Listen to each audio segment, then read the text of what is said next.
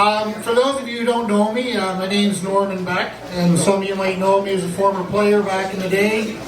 Some of you might know me as a referee back in the day. And why are you pointing at me? Oh yeah, before me too. Some of you might listen into the broadcast every now and then and catch me and Bo Ford musing on about our favorite hockey team.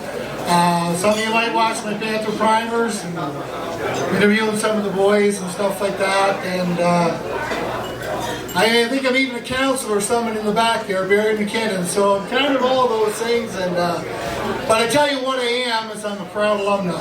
And I'm a proud Panther. And I'm extremely proud to be sitting here tonight. Kind of get a little emotional thinking about it actually, but it means a lot to be able to be here tonight to welcome everyone and officially kick off the 2023 University Cup.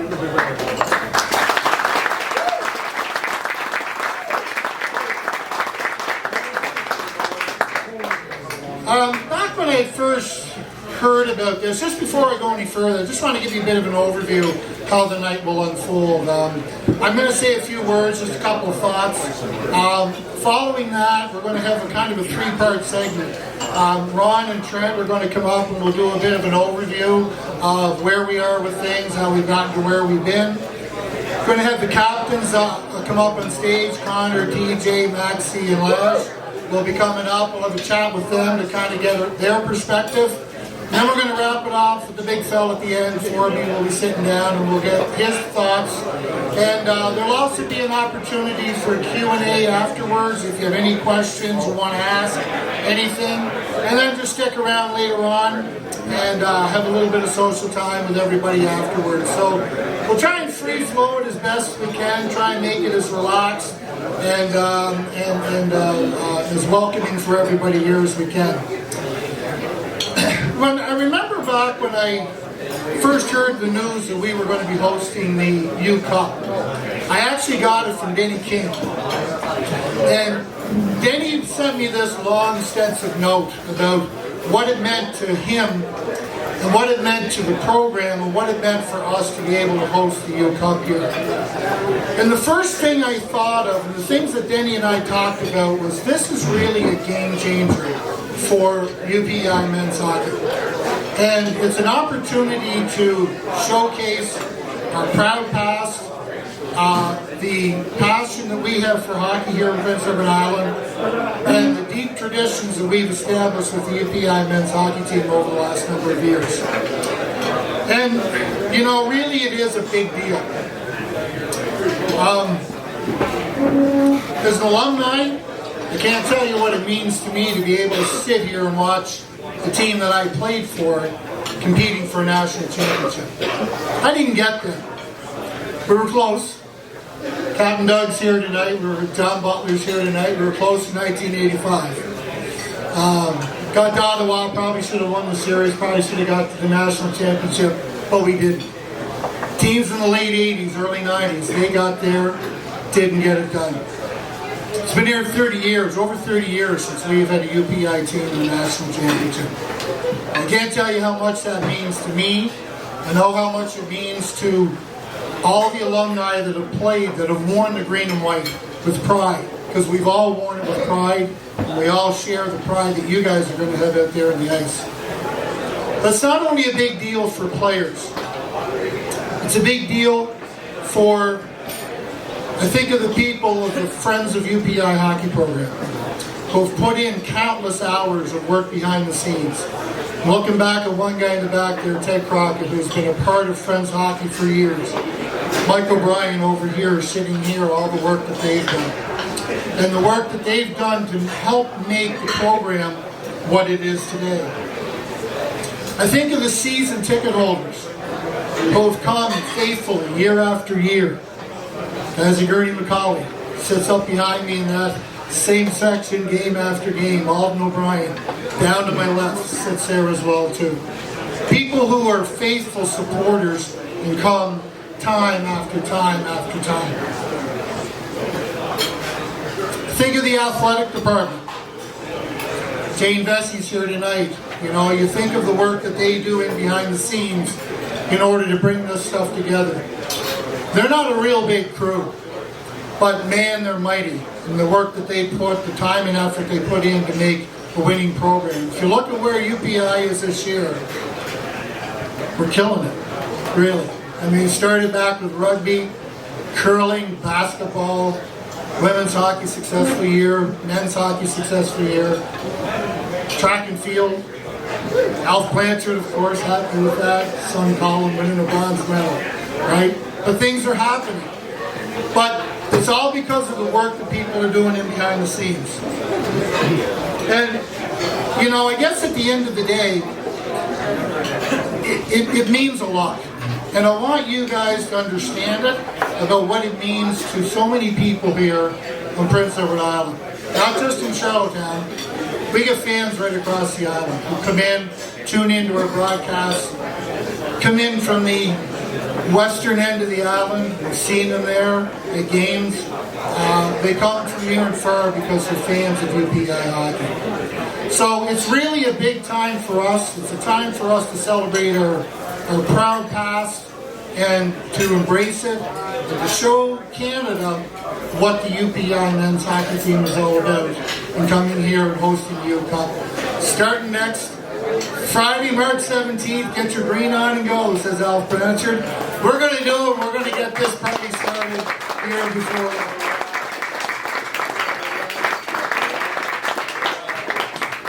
I'd also be remiss if I didn't thank our president, Greg Keefe, as well, too, because a lot of this stuff starts from the top, and we need people at the top supporting the program. So thank you, President Greg, for that. It means a lot to us to know that you're behind us and feeling it, and your presence here tonight means a lot as well to us. So thanks for that.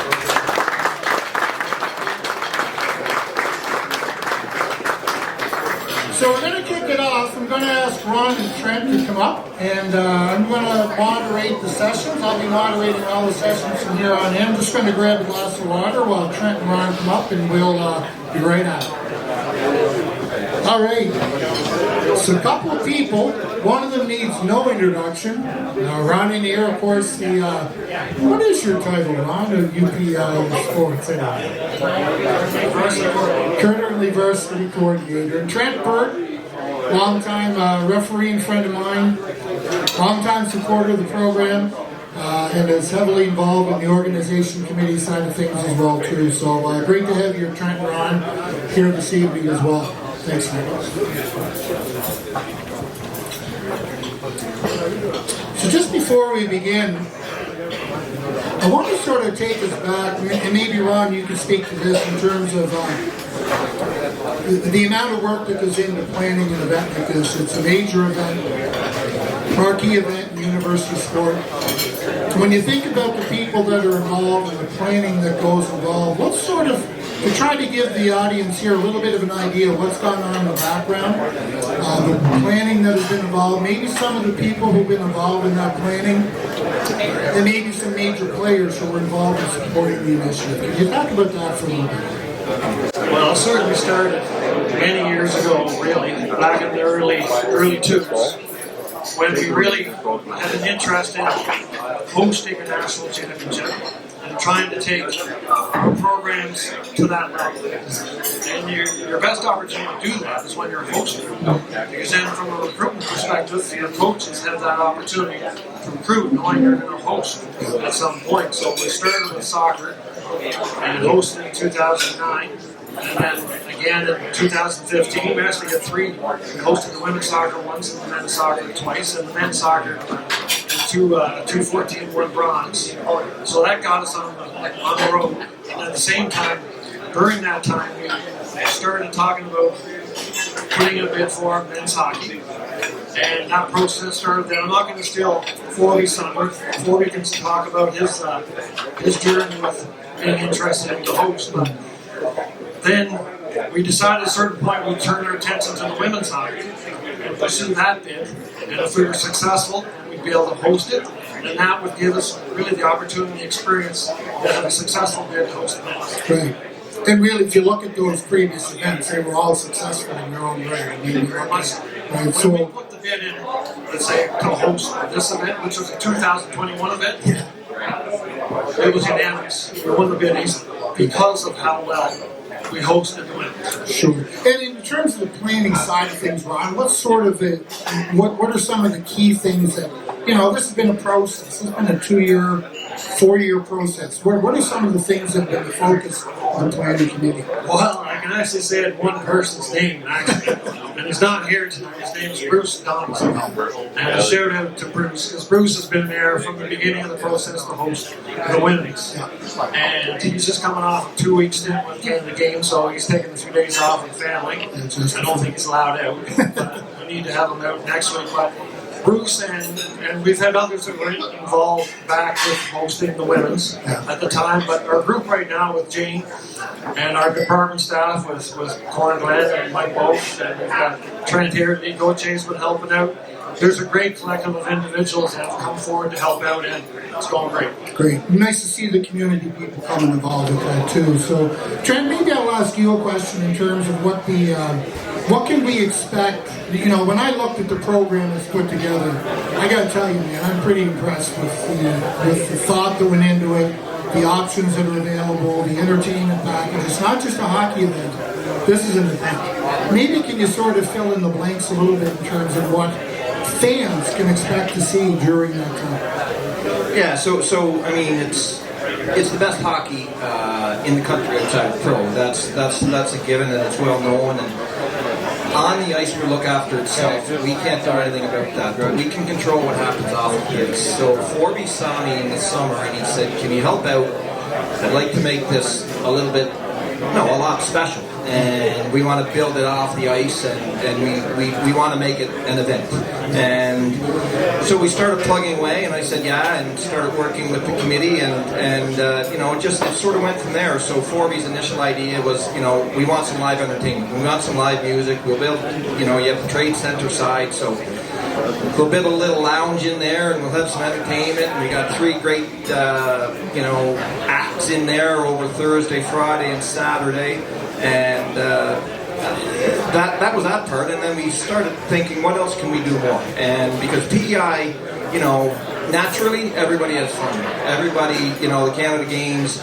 Kent McPhee was saying here earlier that the comments around the Olde Dublin Pub for the last 2 weeks was about how embrace the Canada Games people, everybody from organizers to players to fans, felt here. So we're going to take that one step further.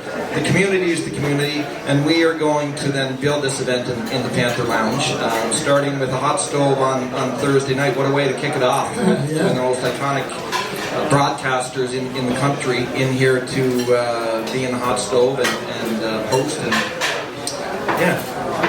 And really, I guess, there's a family side to it too, Trent, in terms of the family day that's going on, I believe on Saturday afternoon, the alumni dinner as well too, happening Saturday night as well. A couple of pieces there too, right? Yeah, it is. It's definitely, it's all ages. Even the lounge is all ages. So obviously Saturday afternoon is for families in the trade center side, and it's an opportunity for parents to take the kids in and have some fun on the bouncy castles and whatever the case may be. And then the alumni dinner Saturday night. I'm very impressed with the amount of alumni that's coming in from away and the support that people like you give, Norm, to the program. So that's going to be interesting, and it's going to be a really fun time too. So, we're here to build a party. We're here to build fun. Somebody in the committee meeting said, "When's the last time you went to a hockey game and a party broke out, or you went to a party and a hockey game broke out?" And that's sort of what we're trying to do here. And of course, we're going to have a lot of kids there, Ron. I mean, if you're looking at the attendance on the Friday afternoon games, I think the visiting teams or participating teams are going to be in for pretty good. Well, if you look at our numbers right now, we've got great tournament package sales already, over 1,000, and that's before really the teams, the 7 other teams are just qualifying now, so then their followers are going to be coming. Well, we got over 3,000 for game 1 on Thursday. For the Thursday evening game, we've got over 1,600 already. Friday afternoon, that's 2,500, and then our game Friday night, and then semifinal Saturday and championship bronze medal on Sunday. Basically, those games look after themselves. We're notorious. Islanders are notorious for waiting till the last minute until they get their tickets. So Anyway, still tickets to be had. Come on in and get them. And of course, the single game options do exist right now. Yeah, we're just getting rolling with that now. As really as teams get confirmed, we'll have a full schedule by Sunday, and we'll start to roll that out. But we've already got tons of interest from the other teams. Their followers, their fans, their season ticket holders, their alumni. We got great interest from our student body. We've good numbers there for St. Patty's Day on Friday night, so it's set up pretty well. Nice. So, Ron, if you think about it, maybe I'll direct this from you. What does this mean? Like, there's been a foundation built. What could this do in terms of continuing to enhance the UPI product and youth sports? What will that mean to the university, to our program, men's hockey program, other programs, and the city as a whole? Well, it's just such a positive impact on reputation. You know, in sport, from an academic perspective, the institution looks after itself. It's fantastic. We have a wonderful institution here at UPI. From a sport perspective, it can go a few different ways. Yeah. And with the focus on excellence, it keeps it a very positive note. And with the athletes and the teams that we have right now and how hard they train and they strive towards excellence. And this year, New York, we kicked it off with how well successful our women's rugby team was this fall. With our women's hockey team, our men's basketball, women's, they all had good seasons. So that's the focus, and that makes a huge difference from a reputation perspective. Right. Well, listen, Ron, thanks for everything you do behind the scenes. We certainly appreciate the work. Like I said earlier, you and Jane, the athletic department, Bruce, who's been a real linchpin for this program. Trent, it's great to see people like you from the community lending your expertise on the promotional side of things. It's kind of your jam, and the musical entertainment, you kind of like that too. So, big round of applause for Ron Annear and Trent Birt. Thanks, boys, for being involved. Before I drop the mic, I'd just like to thank Ken McPhee and the Olde Dublin Pub for hosting here this evening. Tremendous. Let's give them in addition to the support we have from the university, but also the support we have from the city and the province is fantastic. And with our sponsors and our donors, and special thank you to all our season ticket holders here. If it wasn't for your support, we wouldn't be here today. So thank you very much for everything.